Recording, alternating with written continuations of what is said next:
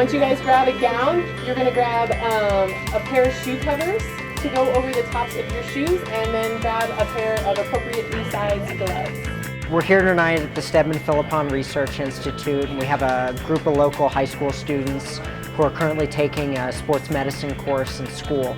They're working with a number of our athletic trainers, and we have the opportunity this evening to walk them through a couple of pro sections here in the lab.